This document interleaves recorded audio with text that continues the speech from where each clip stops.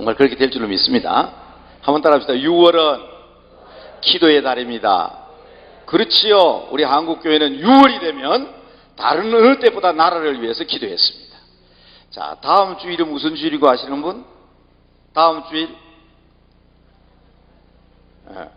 야, 여기 지금 나는 우리 남대본교회 성도들이 광고도 안 했어요, 교회.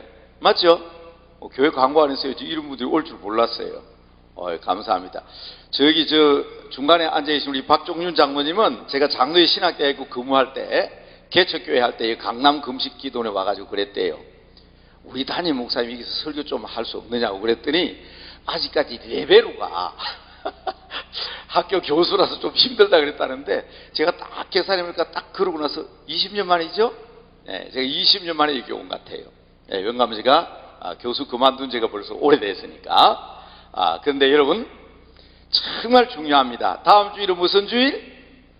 성령 강림 주일. 성령님께서 그냥 강림하시대요? 아니지요. 다락방에서 며칠 동안? 10일 동안 예수님께서 부활하시고 승천하시면서 너희는 여기 머물러라. 떠나지 마라. 언제까지? 성령 받을 때까지.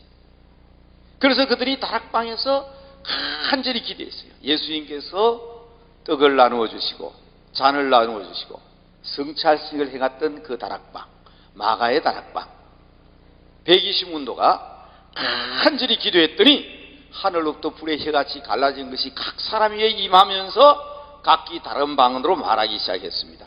그게 역사상 지구상에 처음으로 교회가 생긴 거예요. 그 이전엔 교회가 없었습니다. 어떤 집사님이요, 핸드폰에 카톡으로 제게 질문이 왔어요. 목사님은 오순절부터 교회가 시작됐다고 그러는데 마태복음에 교회가 나오는데요. 여러분 잘 아시기 바랍니다. 누가복음, 마가복음, 요한복음 아무리 뒤져봐도 교회라는 단어 한 번도 안 나옵니다. 다시 묻겠습니다. 예수님 당시에 교회가 있었어요? 없었어요? 없었어요. 그 집사님의 질문은 왜 마태복음에 교회라는 단어가 나오느냐 그거예요. 자, 마태복음 16장 18절에 교회란 말이 나옵니다. 자, 우리말만 가지고 얼른 이해가 안 되니까 제가 아주 쉬운 영어니까 제가 영어로 얘기할게요. I will build my church. I will build. 내가 my church, 나의 교회를 세우겠다. 교회가 있어요, 없어요? 교회가 있어요, 없어요? 없었어. 예수님 당시에 교회가 없었어요. 그 중요한 교회가 왜 복음서에 한 번도 안 나와? 마태복음 16장 18절 그리고 18장 17절에만 나옵니다. 다른 데는 교회가 안 나와요. 앞으로 교회를 세우겠다는 거예요. 그 교회가 세워진 게 언제? 오순절. 성령님이 강림하심으로. 하나님이요, 처음 사람을 만들 때 흙으로 만들었어요. 흙으로. 무엇으로 만들었어요?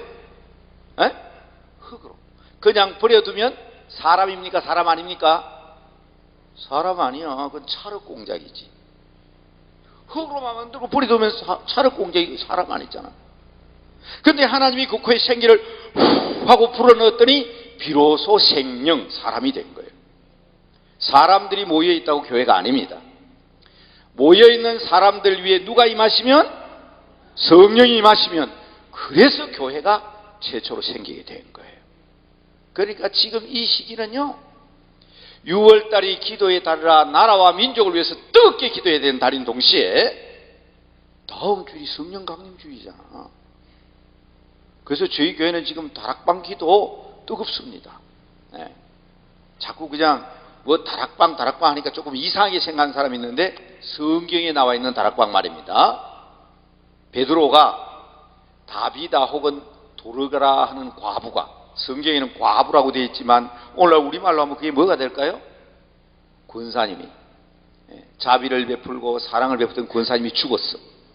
근데 베드로가 요바에서 그 과부의 시신을 어디로 안고 가요? 다락방으로 가요. 다락방으로. 베드로가 기도했더니 다락방에서 살아났어. 유두고라는 청년이 설교 시간에 꾸벅꾸벅 졸다가 떨어졌어요. 바울이 그 청년을 다락방으로 안고 와서 살려놨어요. 이게 다락방의 역사예요.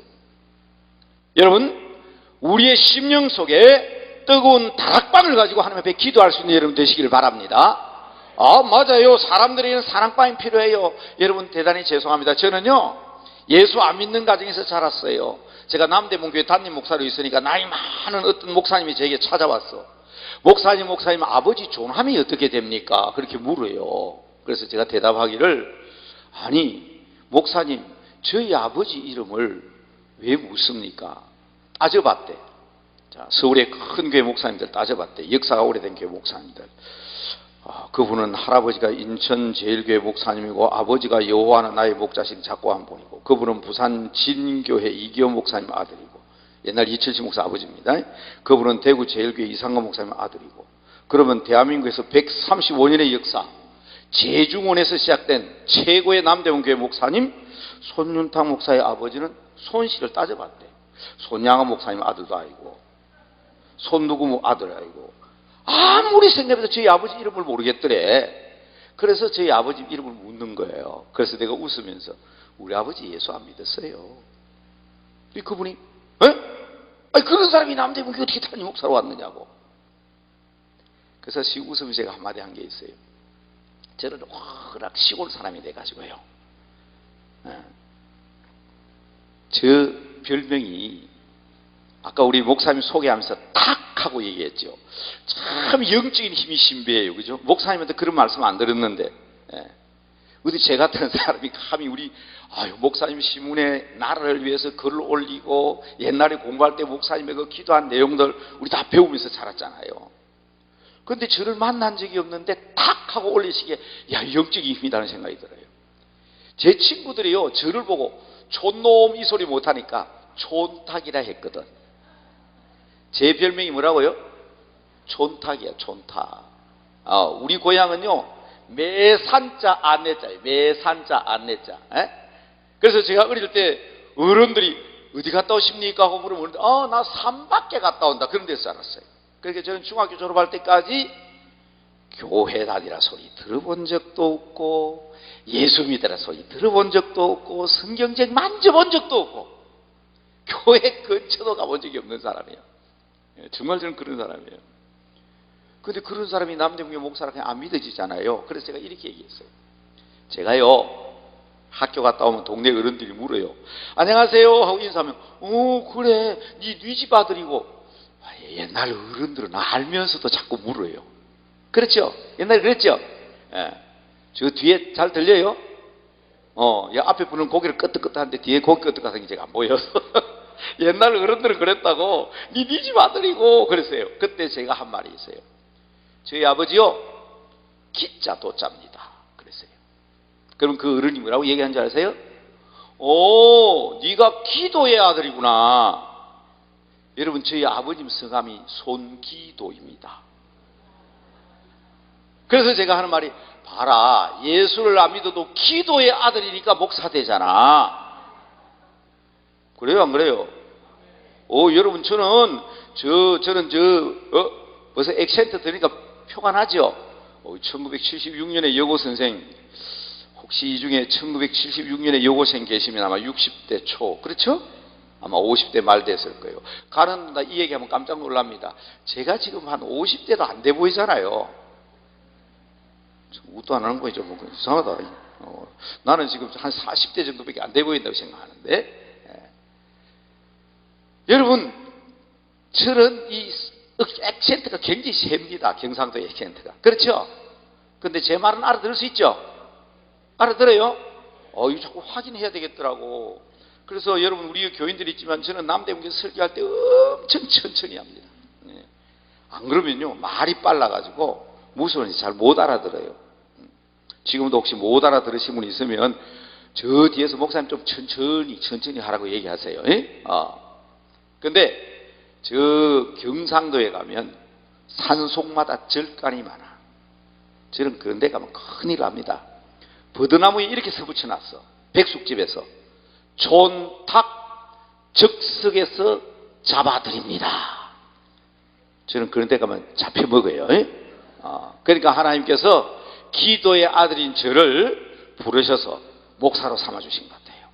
오늘 우리 목사님께서 미리 다 우리에게 기도 제목 알려주셨습니다. 정말 우리 그렇게 기도해야 됩니다. 저는 고등학교 선생할 때는 윤리 선생을 했고 초등학교 선생할 때는 방공 도덕 선생을 했어요. 그러니까 저는 이 공산주의에 대해서 얘기하면 할 말이 참 많은 사람입니다. 정말 할 말이 많은 사람이에요. 다른 거 몰라도요, 기독교는 공산주의자들을 사랑하고 그들을 예수 믿게 만든 일은 중요한지 몰라도 공산주의는 안 돼요. 하나님이 없다는 사람. 그래서 일제시대 때 제가 이런 선교학 전공했다 그랬잖아요. 20년을 선교 역사를 가르쳤습니다. 저 만주에서 말입니다. 교인들은 보름 앞에서 목사를 십자가에 세우고 껍데기를 벗겨서 죽였습니다. 목사를 친구 형제 목사를 세워놓고 한 사람은 이마에 못을 박아 죽였습니다. 여러분, 우리는 그런 역사를 가지고 있습니다. 그런데 지금 북한에 갔다 온 사람들이 들이 얘기하러 그도 남한이나 뭐 마찬가지다, 살려 괜찮더라. 여러분 잘 들으세요. 남한하고 북한하고 전쟁하면 남한이 국민소득도 높고 과학적인 기술이나 능력은 북한이 따라오지 못하죠. 따라오지 못합니다. 네. 저 사람들이 총을 쏘아가지고 어디까지 날아올까요? 그런데 여러분, 왜 우리가 정신 바짝 차리고 기도해야 되는지 아십니까? 자, 이런 한번 봅시다. 여러분, 주님을 위해서 죽을 각오가 돼 있어요, 안 돼 있어요? 따라합시다. 오직 주님만을 위하여, 주의 영광 위하여 죽을 각오 돼 있습니까, 안 돼 있습니까? 돼 있습니까, 안 돼 있습니까? 여러분, 우리는 순교의 각오를 하고 있습니다. 여러분, 저 집단은요, 공산주의라는 종교 집단입니다. 무기가 얼마나 발달하고 과학이 얼마나 발달하고 얼마나 미사일을 쏘고 그게 문제가 아니에요. 신앙이에요, 신앙이라고.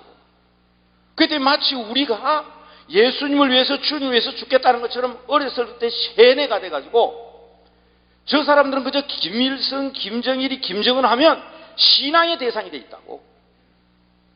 그렇기 때문에 아까 목사님 말씀하실 때도 말씀하셨잖아요. 그 사탄이 하는 짓이요, 마귀가 하는 짓이요. 그렇기 때문에 그들을 이길 수 있는 것은 우리의 영적 무장인 줄로 믿으시기 바랍니다. 우리가 기도하고 영적 무장이에요.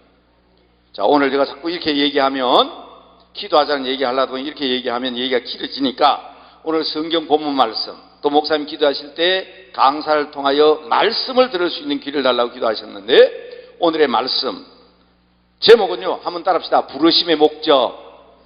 오늘 여기 왜 오셨어요? 왜 오셨어요? 그렇지. 우리 하나님께서 부르실 때는 반드시 목적이 있어서 부르시는 거예요. 1차적인 부르심은 모든 사람들이 다 예수 믿고 구원받는 게 하나님의 뜻입니다. 그러나 2차적인 부르심, 하필이면 나를 왜 이 교회로 불러주셨을까? 하필이면 내일이 현충일인데 2019년 6월 5일 현충일을 하루 앞둔 오늘 강남 금식 기도로 부르신 하나님의 목적이 뭘까? 그 목적을 바로 알아야 돼요.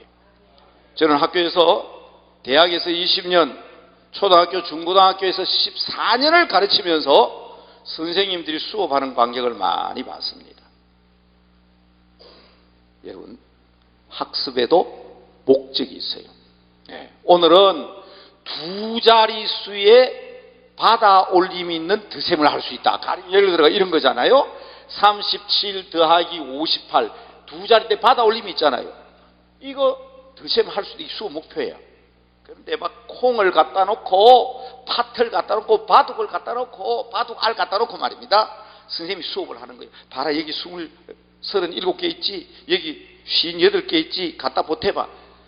실컷 1시간 동안 수업하고 난 뒤에 드셈 해봐라 할 줄 모르는 거 수업 잘못되는 거예요.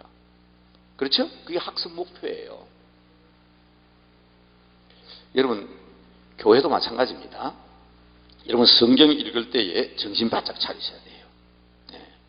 저는 저희 교인들 여기 있으니까 제가 거짓말 못 하잖아요. 저는 설교 듣는 것보다 성경 읽는 것을 더 강조하는 사람이에요. 성경 말씀은 누구의 말씀? 하나님의 말씀이기 때문에. 하나님의 말씀이기 때문에. 그래서 성경 읽는 거 엄청 강조합니다. 그리고 성경 말씀이 중요합니다. 하나님의 말씀이 중요합니다. 하나님의 말씀은 1.1획도 변개함이 없이 좌우의 어떤 응? 날성금보다 예리하여 우리의 심령과 골수를 찔러 쪼갠다. 믿으시잖아요. 그렇죠? 이거 굉장히 중요한 겁니다. 우리의 신앙에는요, 절대적인 기준이 있다고요. 그게 첫 번째 뭐냐? 성경입니다. 성경. 이걸 우리는 비브리칼하다 그러는데 성경적이 돼요. 지난밤에 정말 멋있는 꿈을 꾸었어. 그런데 성경에 안 맞아. 미안합니다. 개꿈이에요. 그 개꿈이라고. 우리의 꿈 하나도 전부 다 성경에 맞아야 돼요. 그래서 우리의 신앙의 절대적인 기준은 뭐라고요? 하나님의 말씀. 이 절대적인 겁니다. 그래서 저는 부임하는 날부터 지금까지 교인들에게 강조하는 것은 성경 읽고 보고서 내게 하는 거. 지금도 성경 읽는 일이 얼마나 중요한지 모른다. 하나님의 말씀 중요합니다. 자, 두 번째는 오늘 우리 목사님께서 사도신경 다 하시고 고백하게 하셨습니다. 두 번째는요, 히스토리컬하는 거예요. 여러분, 주기도문은 성경에 나와요. 사도신경, 성경 뒤져보, 성경에서 사도신경 찾은 사람 손 한번 들어보세요. 없잖아요.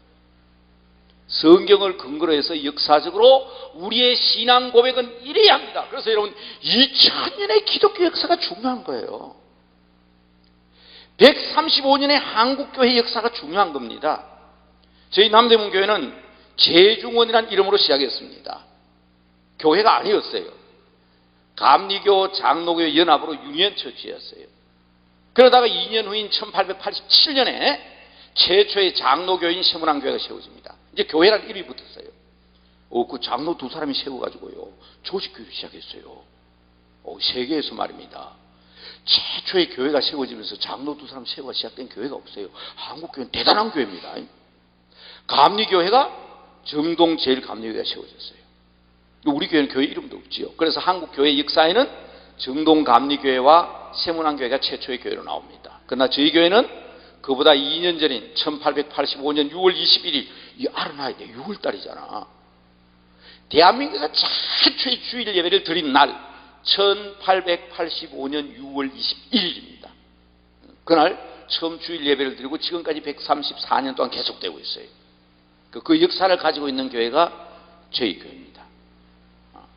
그렇기 때문에 기라성 같은 유명한 독립운동가들이 많이 나왔죠. 자, 최초의 교회라고 자처하는 어린아이가 산부인과에서 태어나는 것처럼 한국교회는 병원에서 태어났어요. 고종 황제가 교회도 좋다, 아니 미안합니다, 학교도 좋다, 병원도 좋다, 그래도 교회는 세우지 마라 그래가지고요, 그냥 예배 드린 거예요. 교회가 아니에요, 저희 교회는. 그러다가 그 이후에 남문박교회 혹은 제중원교회 혹은 세브란스 교회라고 불리는 교회가 저희 교회입니다. 6.25 사변 때 홀라당 불이 타가지고 지금 남산 서울역 앞에 언덕에 세우고 연희저문학교 연자, 세브란스 세자를 따가지고 첫자를 따서 연세대학교가 독립돼가고 남대문교가 독립돼 나오고, 그게 한국교회 135년 역사에 굉장히 중요한 겁니다. 자, 그런 역사 가운데서 꼭 알아야 될 게 있어요. 남대문교회는 일제시대 때 구호가 있습니다. 한번 따라합시다. 나라의 일이 교회의 일이고 교회의 일이 나라의 일이다. 그래서 저는 오늘 우리 금식 기도에 저는 못 모르고 기도하러 몇 번 왔다 갔지만 오늘 우리 목사님으로부터 원장님도 직접 이런 말씀을 할 때, 이야, 이게 정말 강남 금식 기도는 참 너무 감사하다는 생각이 들었어요. 나라를 위해서 기도, 그걸 강조하시거든요. 저희 남대문 교회 역사는 한국교회 역사 보십시오. 나라의 일이 교회의 일이고 교회의 일이 나라의 일이다. 그래서 여러분, 함태영 목사님이 1919년에 저희 교회 교타님 교육자였습니다. 목사 안수 안 받았어요. 장로로서 조사로 있었습니다. 78명을 남대문교회에 모아놔놓고 그중에 34명을 추려서 민족 대표를 뽑을 때 나라의 일과 교회의 일은 하나다. 그래서 여러분 지금도 가면 세브란스 병원 앞에, 서울역 세브란스 병원 앞에 붙어 있죠. 이곳에서 3.1운동을 모의했던 장소입니다. 그게 저희 교회 자리였습니다. 그때는 언덕에, 지금은 언덕에 올라와 있지만. 그리고 여러분 그 다음에 목사님이 김익두 목사님 잘 아시죠? 이분은 또 유명한 얘기가 있어요. 잘 한번 들어보세요. 오늘 여러분들 뜨겁게 기도하고 우리 선배들, 제가 성경도 중요하지만 따라합시다. 역사도 중요합니다. 역사도 중요합니다. 한국교회 역사를 알아야 돼요. 세계교회 역사를 알아야 돼요. 그리고 여러분 개개인의 교회의 역사가 중요합니다. 여러분은 이 역사를 쓰는 사람인 줄로 믿으시기 바랍니다. 이거 강조하기 위해서 여러분 이런 역사를 만들기 위해서 모인 거 아니에요? 아니 나만 잘 믿고 나만 천국 가면 되지. 왜 자녀들 교육이 중요하고 여기서 기도하는 게 중요하고 나만 잘 먹고 천국 가면 되는데 왜 여러분 강남 금식 기도에서 나라를 위해서 기도합시다, 민족을 위해서 기도합시다 합니까? 이 역사 때문에 그런 거예요. 역사 때문에. 김익두 목사님은요 본래 글을 많이 읽은 학자예요. 그런데 과거 시험에 떨어졌어요. 백이 없어가지고. 그래가지고 아버지가요 화병이 나가 돌아가셨어요. 김익두가 뺑 돌아버린 거예요. 그래서 깡패가 됐어요. 술 먹고 시장 바닥에서 남의 물건이나 빼앗고 사람이나 두들겨 패고 오줌이나 싸고 그런 사람이에요. 그러니까 우리 김익두 하면 깡패로 인식되어 있잖아요. 아, 그분이 보통 사실은 학자가 아닙니다. 그런데 그분이 예수를 믿고 회개해가지고 목사가 됐잖아요. 성경적으로. 자, 이 역사 아셔야 됩니다. 남대문 교회 앞에 가만히 보니까 젊은 사람이 한 사람 앉아 있는 거예요. 뭐가 생각났습니까? 성경 생각이 난 거예요. 뷰티풀 게이트. 아름다울 미자 문문자죠. 성전 미문 앞에 말이에요. 아름다운 문 앞에 안전뱅이가 앉아 있었어. 베드로와 요한이 그냥 지나가지 않죠. 은과 금은 내게 얻거니와 내게 있는 것으로 내게 준다. 예수 이름으로 일어나 걸어라. 일어나잖아요. 이 아름다운 남대문 앞에 저가 앉아가지고 저리 있어가 되냐? 내가 저 사람을 이렇게 해야 되겠다. 그 덩치도 크고요 깡패 출신 김익두가 목사님이 남대문교회 담임 목사님이 그 안전뱅이를 향해 다가갑니다. 머리에 손을 얹고 기도하려고 그러니까 사람들이 왔다 갔다 하는데 이거 안 일어나면 목사님 체면이 말이 아니잖아. 그러니까 그 사람을 안았어요. 안고 뛰고 뜁니다. 어디로? 아무도 사람 들면 뒷골목으로 뜁니다. 그리고 뒷골목에 딱 갖다 앉혀놓고는 기도합니다. 예수 이름으로 일어나 그러라. 그러니까 이 안전병이 얼마나 놀랐겠어요. 멀뚱멀뚱하고 안 일어나거든. 제자리 갖다 놔야 될 텐데 제자리 갖다 놓다고 그냥 가버렸어. 그런데요 한 달쯤 지나가지고 어느 시골에 간 거예요. 예배를 마치고 나오는데 말수하게 차려입은 한 젊은이가 목사님 그동안 안녕하셨습니까? 당신 나 아느냐고. 아이고 목사님 제가 목사님 어떻게 모를 수가 있습니까? 저는 태어날 때부터 걷지를 못해서 우리 동네 사람들이 먹고 살으라고 남대문 앞에 갖다 앉혀놨는데 아이 목사님이 그날 나를 안고 저 구석에 갖다 앉혀놓고 예수 이름으로 일어나 그러라 하셨잖아요. 그래서 내가 이렇게 걷게 됐다고. 누가 더 놀랬을까요? 에? 목사님 빨락 놀래 자빠진 거예요. 그때부터 이 김익두 목사님이 봐라 성경 말씀은 1.1획도 변개함이 없다. 그래서 그때부터 이분이 다니면서 신유의 은사를 행하기 시작하는데 1925년 5월 15일 아마 25일 25일인데 구입했다네요. 동아일보에 보면 그런 기사가 나옵니다. 동아일보 기자단이 김익두 목사님이 가는 곳마다 기적 일으킨다 하여 조사단을 파견한 거예요. 오? 가는데 보니까 진짜 일어나거든. 그래서 신문에 이렇게 되어 있습니다. 실제적으로 신유의 역사는 일어나더라. 믿으시기 바랍니다. 신문에 그렇게 났다니까. 근데 거기서 끝나면 참 좋겠는데 미안합니다. 우리 남대문교회 성도님들 계시는데 우리 교회로서는 조금 부끄러운 말이 그 뒤에 붙어 있어요. 남대문교회 지성파 청년들이 우리 목사 신비주의 운동한다 하여 배척하더라. 그렇게 돼 있어요. 김익두 목사님 나가셨어요. 그래서 우리 원로 목사님한테 제가 여쭤봤거든요.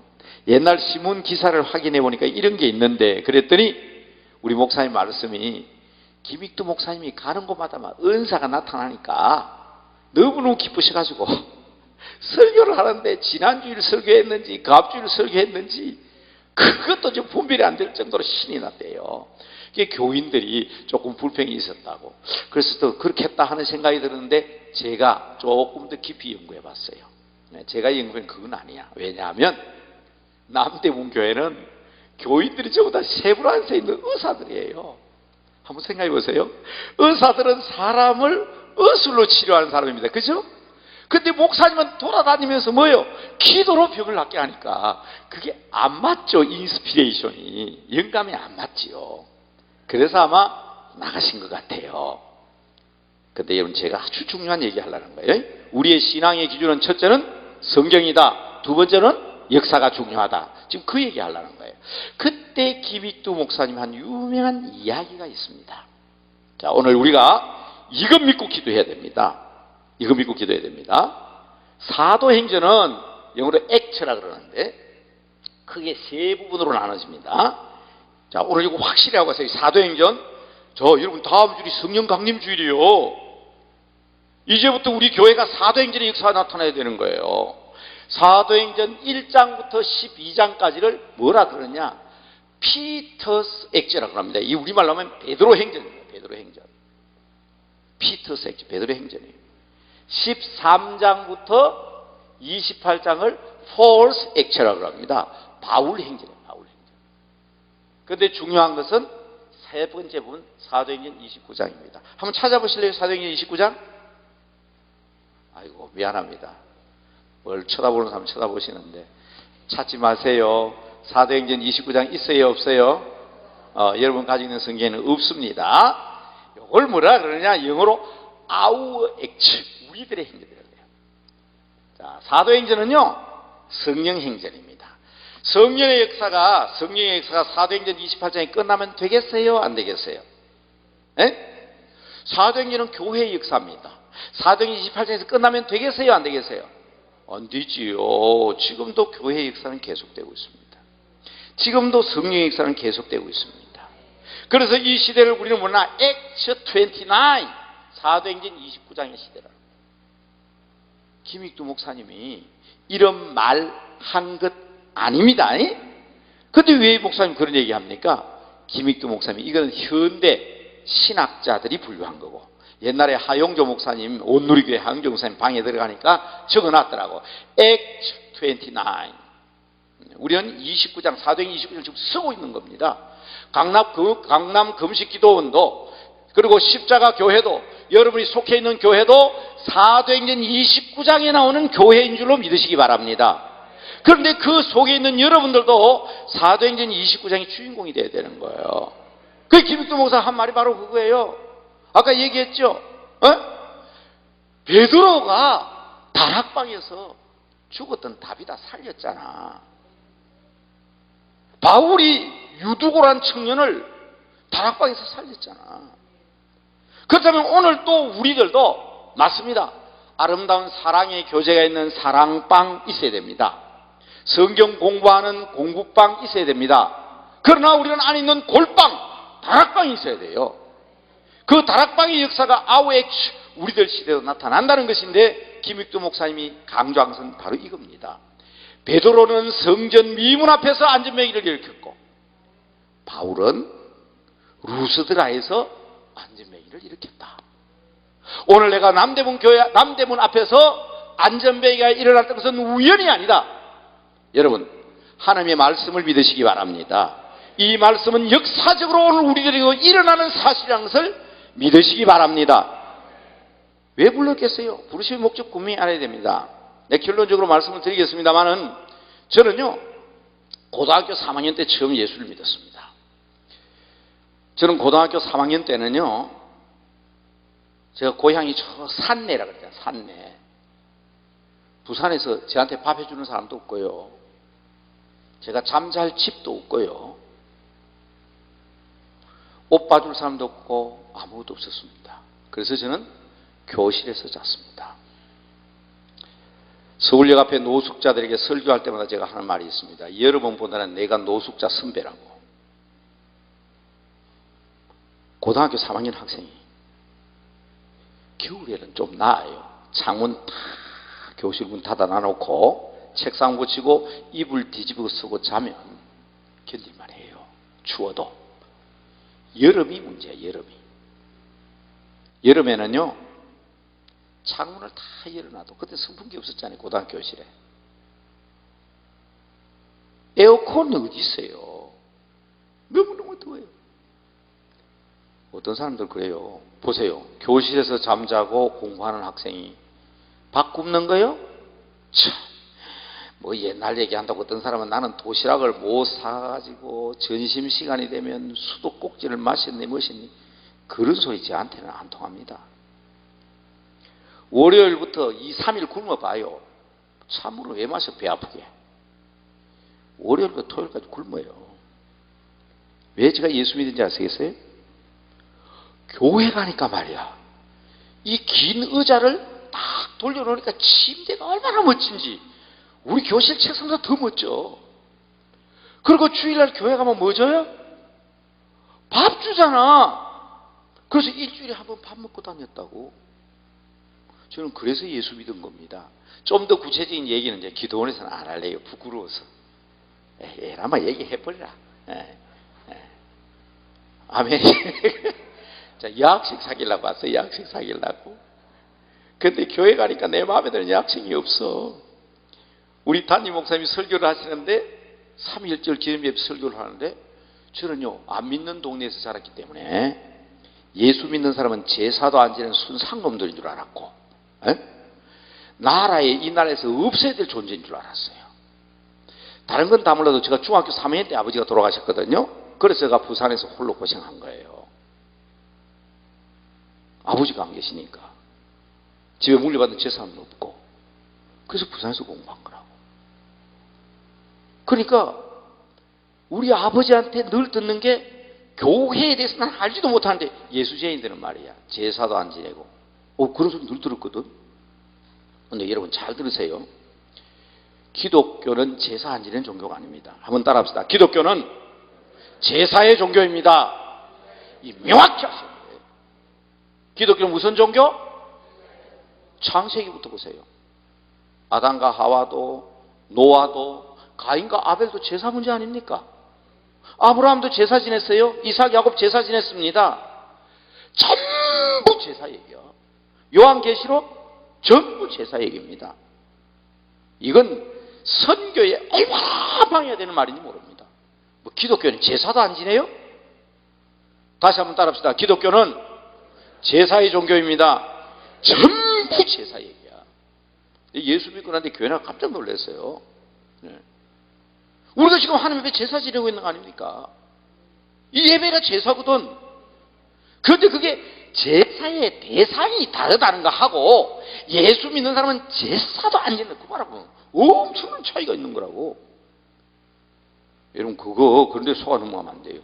그런데 교회 갔더니 우리 목사님이요 3.1절 기념예배인데 내가 존경하는 사람 이름은 다 나온 거예요. 남궁옥, 이상재, 조만시, 뭐 김구 선생은 저희 남대문교회 출석하셨으니까, 여하튼 뭐 쭉 나오는데, 저 사람들이 전부 다 예수 믿는 사람이다. 저 확 깨어진 거예요. 처음에는 잠 잘라고 갔는데, 밥 얻어먹으러 갔는데, 여학생 사귀려고 갔는데, 그래서 부서진 거예요. 그게 여름이 되면 너무 더워가지고 공원에서 잠을 자는데, 어느 날 밤이었습니다. 한밤중이 됐는데 딱 하는 소리가 들렸어요. 그 순간 제가 정신이 팍 들었어요. 머리가 아파서 보니까 머리 피가 쭉 흐르는데, 새파란 옷을 입은 방범대원이 몽둥이를 친 거예요. 그리고 호학을 팍 부니까요, 한 대여섯 명의 푸른 옷 입은 방범대원이 와서 저를 밟기 시작하는데, 그 한밤중에 이유는 세 가지입니다. 첫째, 학생이 왜 공원에서 잠자냐. 두 번째, 통행 금지 시간에 여기에서 잠자는 것, 이건 맞아도 사다. 세 번째, 이 학생은 틀림없이 불량 학생이다. 집에도 안 들어가서. 그러니까 맞아 죽어도 괜찮대. 엄청 터졌습니다. 얼굴이 퉁퉁 부었어요. 피가 막 부쩍 말라가지고. 그러니까 파출소 끌려갔습니다. 그때 순경은요 무궁화 이파리 하나였어요. 아마 그 안에 당직이었던가 봐. 야, 너 왜 거기서 잤니? 너희 집 어디야? 집 없는데요? 밥 먹었냐? 밥 안 먹었대요. 거기서 산 이유는 교실이 더웠어요. 그 경찰 아저씨가 그러더라고. 배고프지? 예. 라면을 끓여주는데요. 와, 아침에 학교 가는데 맨날 이랬으면 좋겠다 싶어. 정말요. 맨날 이랬으면 좋겠다 싶어. 근데 문제는 학교 갔더니요, 애들이 저를 보고 바보 같은 자식, 시골에 가서 농사나 짓지, 절에 얻어 터져가면서 저기 하는 짓이가, 그래, 그랬어요. 근데 저는 시골로 돌아갈 수가 없었습니다. 왜냐하면 저희 바로 위에 형님은 초등학교밖에 졸업 못했습니다. 제가 나이가 7살 차이인데 제가 초등학교 입학할 때 저희 형님은 초등학교를 졸업했습니다. 저희 아버님이 돌아가실 때까지 우리 형제를 한 방에 사랑방에 재웠습니다. 제가 저희 형님의 장꼬대를 무려 9년 동안 들었습니다. 저희 형님의 장꼬대가 뭔지 아세요?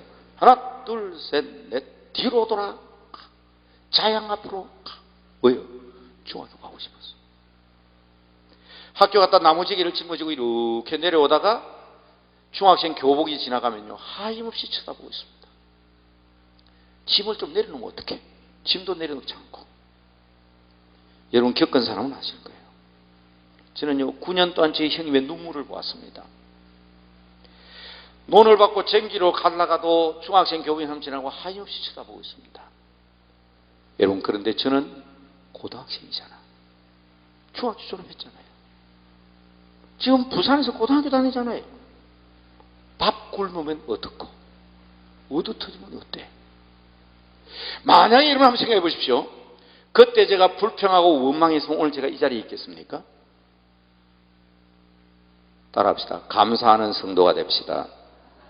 저는요 얼마나 감사했는지 5일 6일을 굶어도 우리 형님이 생각하면 나는 감사한 거예요. 그리고 교회 가서 밥 먹잖아. 교회에서 밥 먹잖아. 여러분 그렇게 해서 저는 신앙생활을 시작했습니다. 그러고 보니 저는 2년제 부산 교육대학 졸업했거든요. 2년제 대학 졸업하고 지금 우리 교인들 가운데 가끔 저한테 질문을 하는 사람이 있어요. 2년제 교대 졸업했는데 어떻게 고등학교 선생 하느냐고. 그때는요 4년제 졸업한 사람은 선생 안 합니다. 왜냐하면 공업이 항상 발전 70년대 초라고요. 그때는요 공짜만 붙고 공과대. 남자는 똑똑하면 전부 다 공과 공고 같고 여자는 똑똑하면 전부 다 은행 다 갔어요. 저같이 어중이 떠중이가 대학 나온 거예요. 그러니까 선생을 안 하니까 선생은 모자라고 발령은 안 나오고 그러니까 저 고등학교 선생을 한 거예요. 지금하고는 상황이 자꾸 요새 사람들은 웃기를 그때 2년째 교대 졸업한 사람이 어떻게 고등학교 선생했냐고. 선생들 월급이 얼마나 받겠는지 아세요? 제가 첫 달 월급을 6만 5천을 받았는데 우리 경남 여상 학생 야간부 학생이 공장에 가서 일하면 12만 원 13만 원 받았어요. 그러니까 학생이 선생보다 월급을 2배나 받을 때예요. 그러니까 그 무슨 인기가 있어 선생 하려고 하겠어요? 그런데 조금 눈이 삔인 처녀가 하나 있더라고. 있기는 아무도 초등학교 선생하고 시집 안 오락하는데 저한테 찾아온 여자가 있었어요. 그래서 결혼을 했지요. 근데 제가 말씀드리는 것은 이게 중요한 거야. 지금 이 얘기 하려는 거예요. 왜? 지금 교회 건축한다 그러니까 요거 하나는 내가 얘기하고 넘어가야겠다 싶어서. 자, 제가 정확하게 그저 가명 안 씁니다. 가명 안 씁니다. 실제 이름을 제가 금명합니다. 그래야 그 이름 실감이 나고 여러분이 가서 확인도 할 수 있으니까. 제 모교에는 부산시 중구 부평동 4가 12번지에 있는 동신교회라는 교회입니다. 교회는 48평짜리. 그래서 와서 부흥 강사들 오면 꼭 기차까지서 설교하는 것 같다는 그런 교회예요. 그러니까 새로 목사님이 오셨는데 개안식 목사님이라고 서울에서 내려오셨어요. 노량진교회 이민식 목사님의 제매 되시는 분입니다. 그분이 오셨는데 이거 이래가 안 된다. 48평짜리 그릇이 커야 큰 교회 된다. 그래가지고는 부산시 사하구 당리동에 사하구 구청 앞에 보면 부산 사람은 알 거예요. 그 큰 교회가 있습니다. 그 땅을 당신의 비누 다이알 동산유지에서 교회지하고 땅을 주신 거예요. 그러니까 이 교회를 판 거예요. 팔아가지고 건축 허가 내고 설계 뺏겨 48평 팔아놓으니까요. 교회 설계도 보고 건축 허가 내뺏겨 돈이 하나도 없는 거야. 여러분 설계도 하고 건축 허가하고 땅만 가지고 교회 지을 수 있습니까? 48평짜리 교회에서 큰일 난 거예요. 교회만 팔아가 날아가 버리고 땅은 있고 설계도도 있고 건축 허가도 받는데 건축할 돈이 없는 거예요. 부산에 가면 소정교회라는 교회 김두봉 목사님 분이 다 실명입니다. 가명 아닙니다. 우리 총회, 우리 교단 총회 총회장 지냈던 어른입니다. 이분이 우리 교회 와가지고 하시는 말씀이 땅도 있고 설계 도면도 있고 건축 허가도 나는데 교회 그냥 어떻게 짓냐? 헌금해야 될 거 아니냐고. 그런데 이 교회는 보니까 화랑관창이 없다는 거예요. 자기를 희생할 사람이 없다는 거예요. 그 순간 제 고개가요 쫙 2층으로 올라갔습니다. 저희 집 사람이 애기 저 물리고 뒤에 앉아 있었어요. 그때 제가 송치를 탁 했습니다. 우리 집 사람이 똑같이 이렇게 하더라고. 우리 마누라 허락받았다. 그리고 손 탁 들고 나갔습니다. 제가 서두에 고등학교 이야기, 대학교 한 얘기를 아마 이제 들어보면 압니다. 우리 교회 교인들은 제 형편을 다 아는 사람들이에요. 제가 결혼할 때 30만 원을 빌려서 결혼을 하는데 10만 원 전세에 8만 원 달세. 시계는 육교에서 광택 내고 줄 갈고 그 예물이에요. 그리고 나머지 12만 원 가지고 결혼식 하는데 그것도 돈 적지 않게 들더라고. 그러니까 우리 교인들이 보고요, 우리 손집사, 총각집사 장가 간다고 속옷부터 양복까지 다 맞춰줘서 그나마 결혼식 때 양복 입었던 사람이에요. 그 교인들이 다 알잖아. 근데 제가 거기 나가지고 제가 400만짜리 전세에 살고 있는데 애 둘이를 데리고 길바닥에 잘 수는 없고, 내가 학교 선생인데 우리 학교 창고가 있으니까 애 둘이 데리고 거기가 살 수는 없고, 집은 거기 갖다 놓더라도 100만 원은 있어야 전세는 얻겠습니다. 대신에 300만 원 헌금하겠습니다. 이런 거예요. 여러분, 사람들의 심리가 묘하죠. 그러면 너나도 감동을 받을 줄 아는데 딱 제기에 들린 소리가 뭔가 합니까? 저 자식 저거 미쳤나? 그게 귀에서 떠오르는 거예요. 살 집도 없는 놈이 전세금 다 빼바치고 집까지 우리는 우야란 말고, 경상도 말 그대로 우리는 어쩌라 말고 이 말이거든요. 난 칭찬받을 줄 알았어. 그러나 하나님 앞에 작정한 거 아닙니까? 김두봉 목사님이 칭찬을 하시고요, 부흥회 가는 데마다 그 얘기를 하시는 거예요. 부산 동신교회 손전도 사람이 있는데, 손집 사는 사람이 있는데 이렇게 헌금했는데 하나님 복 주시더라고. 여러분, 목사가 축복하면 복 받는 줄 믿으시기 바랍니다. 진짜 밤낮없이 기도하신 분이 누군지 아세요? 우리 담임 목사님이에요. 그 손집사가 이렇게 자라가 이렇게 결혼해서 사는데 저렇게 살면 하나님이 득이 안 됩니다. 하나님 저 돈 300만 원 헌금했는데 어떻게든지 저 목사님 복 주세요. 놀라지 마세요.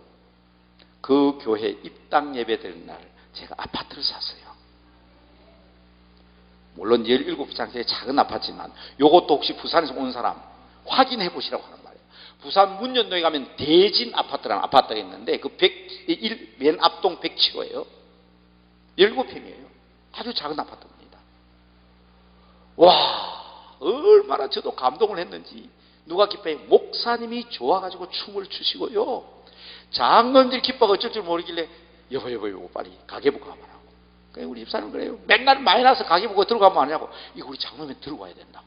내가 필시 교회 짓는 동안 부정을 저지르거나 부패한 일을 했으면 하나님께 회개해야 되니까 이 가계부를 우리 장로님, 실명도 금명할게요, 동산유지 전무이사였던 지용욱 장로란 분입니다. 그분은 집을 바치신 분인데 교회 짓는데 얕은 놀라운 일이 벌어졌어요. 막 니도 나도 그냥 저 어린 욕하는 사람도 있지만 저 사람이 바쳤는데 우리가 그냥 있을 수 있냐 이래가지고 했는데요, 아주 장로님이 제게 평생 잊지 못할 중요한 말씀을 하셨어요.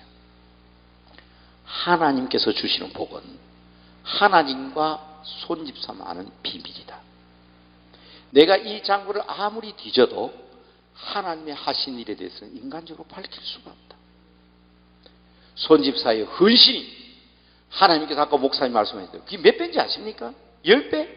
100배? 정말 아닙니다. 엄청난 숫자로 계산된 복이에요. 그런데 장로님이 그걸 감사할 수가 없다는 거예요. 왜? 하나님과 손집사는 비밀이라는 거예요. 여러분, 더 큰 일이 벌어졌습니다. 여러분, 그때는요 자가용 있는 사람이 없었습니다. 그런데 제가 그 교회 헌당 예배된 날 우리 교회에서 3번째로 자가용으로 올라갔습니다. 학생들이나 청년들이 얼마나 놀랐는지 전부 다 우리는 손전도사님 따라한다 해가지고요, 제 제자들 가운데 목사가 어마어마하게 많습니다. 밴쿠버에 가면 밴쿠버의 천사 불리는 사람. 어제 또 장기하 목사라고 또 이제 그 캐나다 총회 이제 곧 총회장 된다 그러더라고. 얼마 전에 갔다 왔는데 인도에 가도 스리랑카에 가도 쫙 깔렸더라고. 그 사람들이 보고 와 저렇게 복 받는 거구나. 여러분 교회 하나님의 집 건축하고 복 못 받은 사람은 없는 줄로 믿으시기 바랍니다. 10배 아니에요. 그때 제가 너무너무 감동해가지고 계산을 해봤어요. 큰일 났다. 10년 후가 되면 내가 이런 방식으로 하나님 앞에 바치고 건축에 힘쓰면 내가 한국에서 최고하는 갑부 되겠다는 생각이 들었어요. 너무 겁이 났어요. 은혜도 너무 받으면 겁이 나는 거예요. 그래서 하나님의 무릎을 탁 꿇었습니다. 하나님의 무릎을 꿇었더니 제게 하나님께서 더 놀라운 말씀을 주셨습니다. 성전에는 두 개의 기둥이 있는데 하나는 야긴이고 하나는 보아스인데 우리 건축위원장 장로님이 야긴이라는 기둥을 잡고 흔들고 있는데 가만히 보니까 한 사람이 보아스라는 기둥을 잡고 흔들었는데 가만히 보니까 그게 저더라고. 자, 보아스의 뜻이 뭐예요? 그에게 능력이 있다. 여러분 시골뜨기 한달 끊는 시골뜨기가 여러분 교단이 각각 다른 줄 압니다만은 광나루에 있는 대한예수교 장로의 통합식 신학교에서 그 시골 학교 선생 출신이 대학 교수 20년 믿어지는 일입니까? 여러분 시간이 없어서 말씀 못 드리지만은 제가 부산에 있는 광항교회라는 신학교 졸업하고 전도사로 갔을 때요 저 바깥에서 담임 목사가 누구였는가 하면 여의도 순복음교회 이영훈 목사님의 큰아버지입니다. 제가 얼마 전에 이영훈 목사님 만나가지고 제가 그 얘기했어요. 제가 교육자 생활 시작할 때 이경준 목사님께서 생활했다 그러니까 우리 큰아버지 되게 무서운데요 그러더라고. 그 이경준 목사님 보통 무서운 거 아니에요. 백마고지 전투에서 구모했던 분이에요. 자, 지금부터 모든 교육자에게 비상을 선포한다 그러면요 우리는 야전 침대 같다고 교회에서 잤다고. 보통 무서운 분이 아니었어요. 그런데 그런 무서운 분이기 때문에 전도사 아까 우리 목사님 때 전도사님 꾸중 듣던데요 그 정도 꾸중 그 정도 아니에요. 저는 그 교회 전도사님에서 교회당 안에서 예배 드린 적이 없어요. 저 바깥에 보내서 문 닫고요 바깥에서 완전 군대식으로 예배 드렸었어요. 그런데 어느 날 갑자기요 한 여자 사람이 오더니 그냥 예배당 앞에서 자빠지면서 막 외치기 시작하는데 야 이년아 이거 무슨 소리야? 너하고 천년만년 살려 누가 그래 가라더라 하고 막 그러는데 이거 옆에서 남자가 막 새파랗게 달달달달 떠는 거예요. 이거요 우리 목사님이 들키면요 저는 이제 끝나는 거예요. 철저히 질서와 군대식인 방법을 강조하는 분인데 예배당 앞에서 수근수근 그 일이 일어났으니 얼마나 급했던지 제가 뛰어나가지고 그 사람을 탁 틀어놨어요. 하나님 아버지 여기에 귀신 들리고 불쌍하고 억울한 인생이 교회 왔는데 하나님 이거 고쳐줘야 되는 거 아니냐고 말이야. 나사렛 예수 이름으로 물러가라고 막 소리치고 그랬더니 딱 일어나고 예배당에 들어가는 거야. 나중에 누구 물어봤더니 그 남편이 6년 전에 죽은 자기 여동생 귀신이래. 거기서 끝났으면 얼마나 좋겠습니까? 이튿날부터 우리 집 대문 앞에 그냥 막 귀신 들린 사람이 그냥 줄을 서기 시작하는데 이유는 간단해요.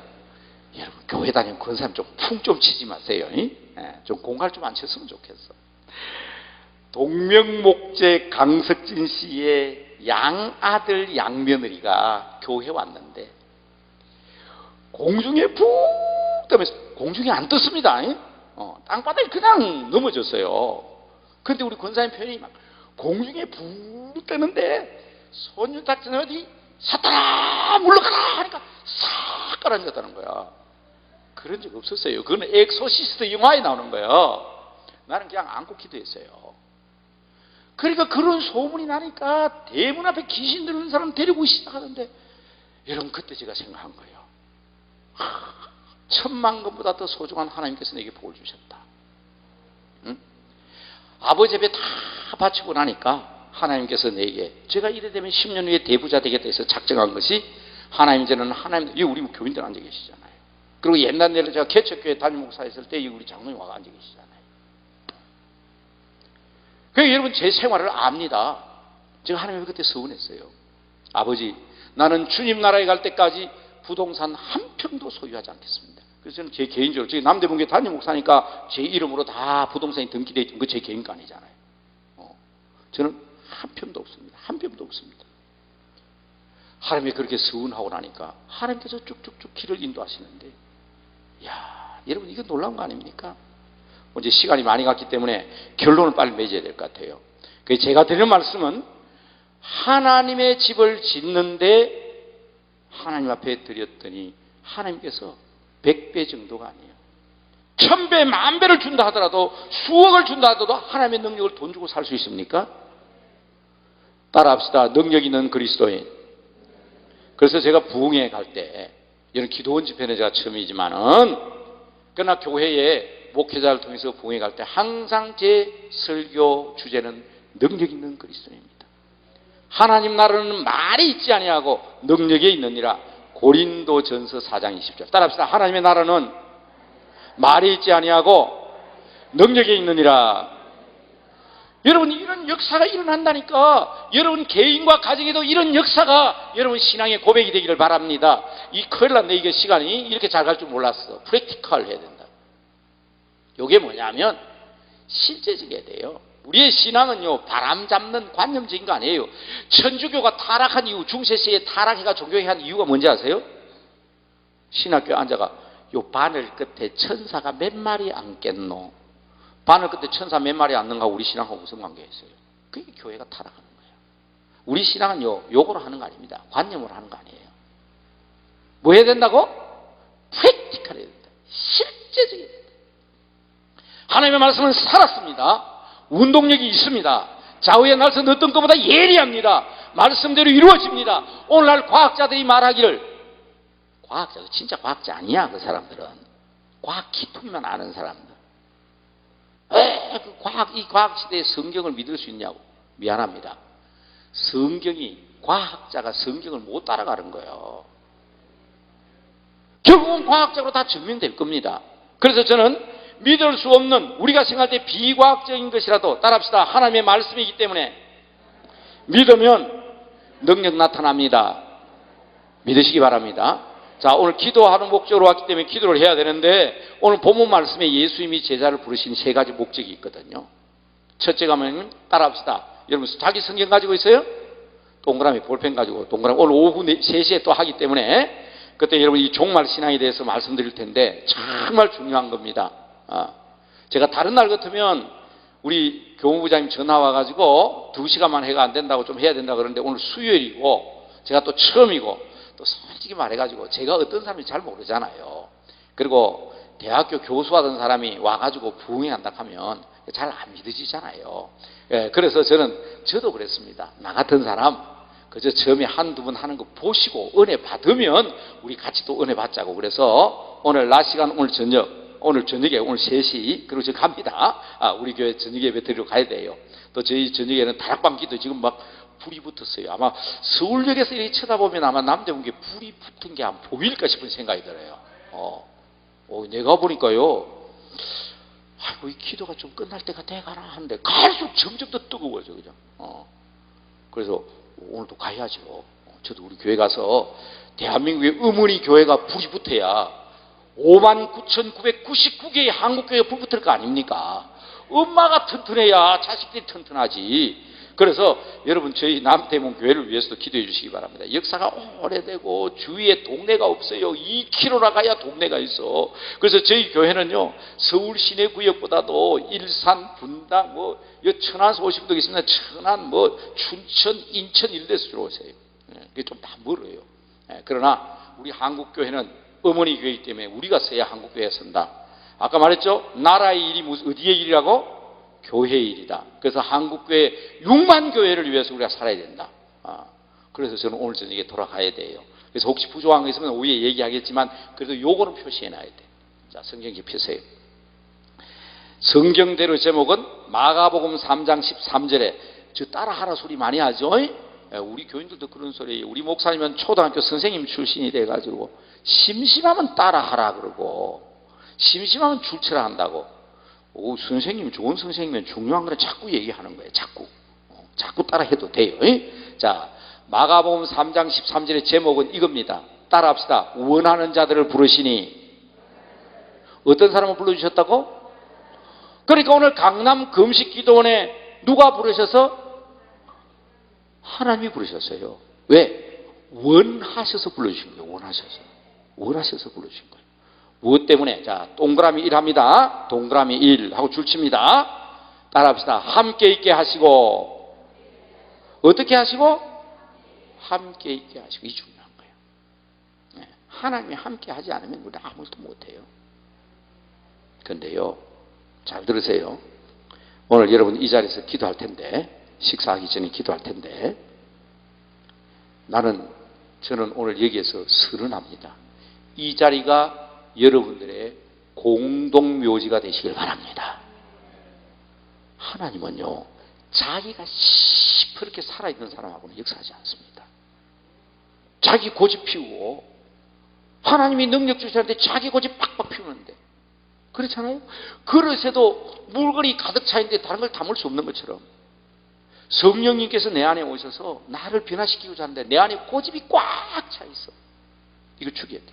갈라디아서 2장 20절 말씀처럼 내가 그리스도와 함께 십자가에 못 박혀 죽어야 됩니다. 그래서 여러분 이 자리가 여러분의 육신을 장사 지내고 가는 공동묘지가 되기를 주의 이름으로 축복합니다.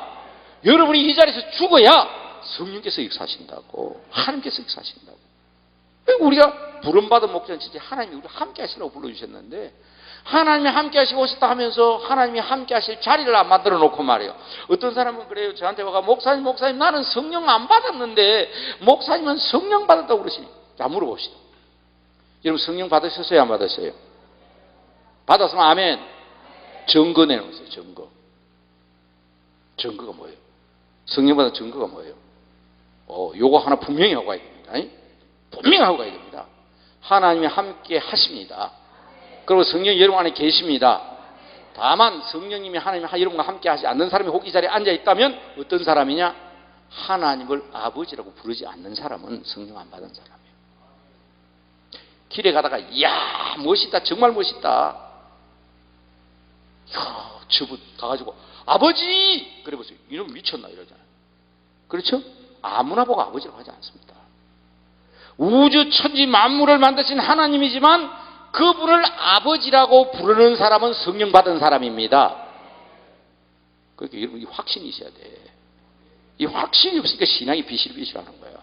성경 말씀 로마서 8장 15절 말씀. 양자의 영, 곧 성령을 받지 않는 사람은 하나님을 아빠, 아버지라고 부르지 않는다 그랬어요.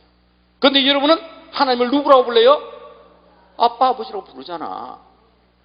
성령 받았어요? 안 받았어요? 받았습니다. 자, 지나가다 보니까 야, 저 사람 멋진 자가용 몰고 다니고 양복 입으니까 부자다. 아이고, 주인님. 그런 사람이 있어요? 아니거든. 그런데 우리는 주님을, 예수님을 주여, 로드, 주인님 그렇게 부릅니다. 이유는 고린도전서 12장 3절. 성령이 아니고는 아무도 예수를 주라고 하지 않는다 그랬어요. 그런데 우리는 예수님을 누구라고 불러요? 주님, 주여 그렇게 부르잖아요. 그럼 우리 성령 받았어요? 안 받았어요? 받았어요? 안 받았어요? 성령 받았지. 여러분 아무나 예수 믿습니까? 우리의 믿음의 고백은 성령께서 우리에게 인쳐주시고 우리 안에 들어오셨기 때문에 우리는 예수님을 나의 구주로 고백한 것입니다. 그러므로 여러분들은 다 성령 받았어요? 안 받았어요? 받았어요. 그런데 내 고집으로 모신 성령님을 한쪽 구석에 팍 밀어놔놓고 자기 고집과 자기 생각으로 펄펄펄펄 살아있으니까 성령 충만하지 못하는 거예요. 이 성령님이 꽉 차야 되는데, 나를 완전히 다스려야 되는데, 하나님이 나와 함께 하신다는 것을 내가 확정적으로 믿을 수 있는데, 그러기 위해서는 여러분들이 이 자리가 공동묘지가 돼야 되는 거예요. 다 죽어야 돼. 다 죽어야 돼. 다 죽으면 우리 주님께서, 다음 주에 제가 예레미야 성령 강좌 예레미야 설교를 하는데 오늘 아침에도 제가 설교 준비하면서 그런 생각했어요. 예레미야가 뭐라고 얘기하느냐? 아주 중요합니다. 예레미야가 뭐라고 얘기하냐? 처음에는 애굽도 의지하지 말고 바벨론도 의지하지 말고 하나님만 의지하라 했거든. 그런데 이미 시드기야가 말을 안 들어. 자꾸 애굽으로 가는 거야. 그래서 나중에 하나님의 음성을 들은 예레미야가 이렇게 말합니다. 애굽을 의지하지 말고 바벨론과 화친해라. 그러니까 저는 봐라. 바벨론과 화친하라 한다. 지금 애굽노다. 그래서 예레미야가 두들겨 맞고 토굴 속에 갇히고 막 그냥 말씀 지키고 온갖 어려움을 다 겪어요. 왜 예레미야가 그랬을까? 사실은 하나님만 믿어야 되는데 이래도 안 되고 저래도 안 되니까 예레미야가 한 말은 뭐고 하면 애국은 우상의 나라예요. 우상의 나라 가면 하나님 잃어버리는 거예요. 그러나 바벨론에게 가면 나라는 잃어도 하나님 잃지 않으면 하나님은 다시 나라를 회복시켜 주실 수 있는 분이기 때문에, 그러므로 여러분 잘 기억하시기 바랍니다. 이 자리에 공동묘제도 세상 잃어도 괜찮습니다.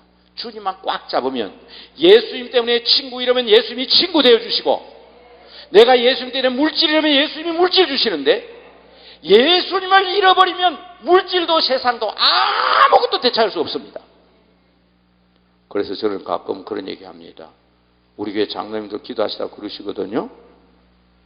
옛날에는 세상이 교회가 세상 걱정했는데 지금은 세상이 교회 걱정한다고.